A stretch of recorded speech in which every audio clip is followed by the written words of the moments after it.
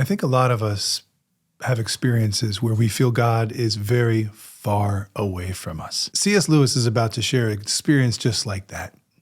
He feels that God is absent. Perhaps God isn't even real. But as we follow C.S. Lewis through the arc of his life, he comes to realize that the darkness and the seeming absence is really God's closeness. He's so close that Lewis is pressed up against his chest, and the darkness is simply the nearness of God. Like his good friend for many decades, J.R.R. Tolkien, C.S. Lewis also fought in World War I. Whereas Tolkien was a devout and practicing Catholic, and his faith helped him move through the outrage and the insanity of the war, C.S. Lewis was an atheist at the time. And we can see that he really struggled with that darkness when we look at a snippet of a poem that he wrote. This was around 1918. It was the morning of April 15th, and Lewis's battalion, the Somerset Light Infantry, had come under German bombardment at the French village of Ries du Vinage. After 5 months in the trenches, Lewis had had enough of war.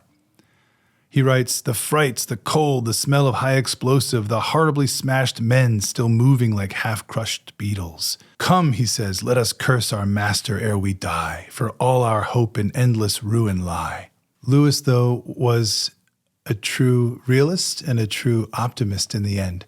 And as he moved away from the scenes of the war and returned to his beautiful countryside of England where he would later teach, he writes, "I think I never enjoyed anything so much as that scenery. All the white in the hedges and the fields so full of buttercups that in the distance they seemed to be of solid gold. You see, the conviction is gaining ground on me," he wrote to a friend, "that after all, spirit does exist. I fancy that there is something right outside time and place. You see how frankly I admit that my views have changed." This was the slow awakening of C.S. Lewis from the darkness to the possibility of light. Now, this isn't a personal God. This isn't the God of the Bible. This is simply spirit with a capital S, as Lewis wrote to his childhood friend. But let's see what happens later in his life. After his conversion, after his return to Christianity, to meeting Jesus, Lewis writes about those who still struggle with the distance of God and the darkness and want to keep God even at a safe space. A personal God, after all, has requirements of us. We have responsibilities. We're called into a relationship. Now, almost 30 years later, C.S. Lewis writes in the book Miracles about this struggle between keeping God as just a disembodied, impersonal spirit and the real God who wants to meet us now, here. So let me read from Miracles. "The pantheist's God does nothing, demands nothing. He is there if you wish for him, like a book on a shelf. He will not pursue you. There is no danger. We could really say that all the Christian images of kingship were a historical accident of which our religion ought to be cleansed. It is with a shock that we discover them to be indispensable. You have had a shock like that before in connection with smaller matters. When the line pulls at your hand, when something breathes beside you in the darkness. It is always shocking," Lewis writes, "to meet life where we thought we were alone.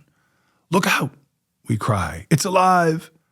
And therefore, this is the very point at which so many draw back. I would have done so myself if I could." And proceed no further with Christianity. An impersonal God, well and good. A subjective God of beauty, truth, and goodness inside our own heads, better still. A formless life force surging through us, a vast power which we can tap, best of all. But God himself, alive, pulling at the other end of the cord, perhaps approaching at an infinite speed, the hunter, king, husband. That is quite another matter. There comes a moment when the children who have been playing at burglars hush suddenly. Was that a real footstep in the hall? There comes a moment when people who have been dabbling in religion, man's search for God, suddenly draw back, supposing we really found him. We never meant it to come to that.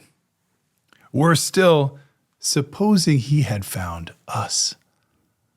This is one of my favorite passages from all of C.S. Lewis's works. It's just such a vulnerable moment. And it's the whole arc of a life of distance from God and living in the dark to recognizing that God is in fact pursuing us in his light and bringing light to us. This is why I'm so inspired by the life of C.S. Lewis. And I hope that you can join us for this amazing pilgrimage that's coming up this July, 2024. We're heading to England.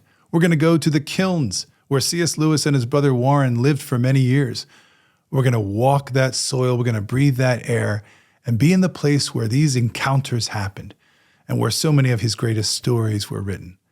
You can learn more about this upcoming pilgrimage this summer of 2024 at tobpilgrimages.com.